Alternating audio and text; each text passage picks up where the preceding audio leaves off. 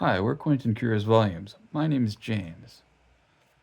I'm going to talk to you today about Anton Chekhov, author of The Seagull. This is Chekhovember. This is my first installment of Chekhovember. This week, I and my co-host, Greg, at Another Bibliophile Reads, and Alan at Big Hard Books and Classics, are reading The Seagull by Chekhov. I'm reading it in this Oxford World Classics edition, where it is translated by Ronald Hingley. And The Seagull is one of the four major plays of Chekhov. We'll also be reading The Cherry Orchard next week, and then some stories later in the month. You can look at my kickoff video or Greg's or Alan's for the details. If you want to join us, please do. I look forward to seeing what you have to say about these Chekhov works. So The Seagull was initially performed in St. Petersburg and was a catastrophe, quite famously. People did not get it. They had expected it to be more of a broad, farcical kind of comedy, which Chekhov had some success writing sort of short farces before. And it wasn't. It is called a comedy in four acts, but it is not what, well, it's certainly not what we would associate with a comedy today, and it wasn't really what they would have considered a comedy then. But it does fall into the sort of Chekhovian body of work as a sort of sad comedy, a dramedy, you might say. Think perhaps no, I'm not going to do it. I'm not going to say it. I'm not going to say Wes Anderson. But I will reference Vladimir Nabokov, who calls Chekhov's books sad books for humorous people, and perhaps that will give you some of an idea. What this play is, it does have not exactly a plot, but it has a setup and a cast of characters that just sort of revolve around this setup of kind of a four-sided, I guess, a love triangle. It's a relationship of four people that kind of parallel each other and interact in different ways. We have Irina Arkadina, who is a successful actress in her 40s.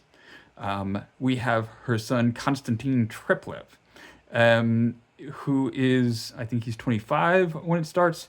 He is an aspiring playwright and short story writer. We have Boris Trigorin, a successful writer, sort of a popular writer, also the lover of Irina Arkadina. And we have Nina, who is a young woman who lives in the countryside. She has wealthy parents, and she has aspirations of being an actress, of going on the stage, as they say. Her parents are not too fond of this idea, and they don't want her going over to the summer estate of Irina, where all the action takes place. So, as the play begins, we're about to have a performance put on of one of Treplev's new plays. And he is, as I said, he's 25. He's very much kind of a young enfant terrible, or imagines himself to be. He wants to be an artistic rebel, to reject old forms and create new things. And he has written this play as a kind of an experimental piece of theater. His neighbor Nina, with whom he is in love, not so secretly, everyone seems to know it, he has written the part for her to perform, so she is excited to be acting this part. She's excited to be acting it, she's nervous to be acting it in front of a famous actress, Irina, and in front of a famous writer, Boris Trigorin. So this is not a play that really lends itself to sort of step by step synopsis of the plot. You could do it. It's and there's not much really that happens, but there is so much life that is touched upon. These the various characters. There's the estate manager. There is the brother of Irina Arkadina, the and uncle of Treplev, who has seemingly never really done much with his life, but had ambitions, and now is old and dying. There's the local doctor who is visiting. I don't know if he's local, but he's a successful obstetrician, and he's a guest of the family on their summer estate, and he is maybe still having an affair with the estate manager's wife. But it's clear that at one point they actually did. So there's this kind of a wistfulness to their interactions. There is the daughter of the estate manager, Masha, who is wears all black, dresses in black, takes snuff, drinks vodka. The schoolmaster is in love with her, as Trigorin kind of sketches her character. She's a minor character, but just really wonderful. And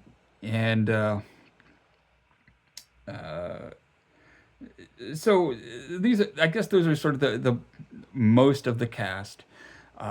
People sort of have different. They're thrown together in different combinations throughout the four acts, and you just get little pieces of their personality, little pieces of their life. If you have read any of the short stories of Chekhov, which I've been doing, reading one a day. Why am I whipping myself around?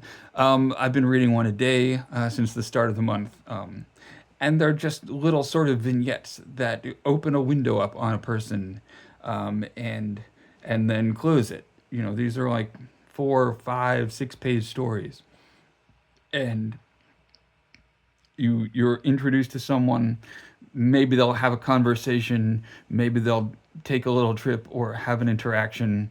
In one, the character takes a nap and wakes up and tries to break up with his girlfriend, but then just kind of is like, yeah, I guess let's not break up. Not much, but from the little piece of it, you get a sense of their whole life, or at least of a whole kind of vista of their life emerging from it. So this is really part of Chekhov's genius as Nabokov. I'm going to quote him one more time for you.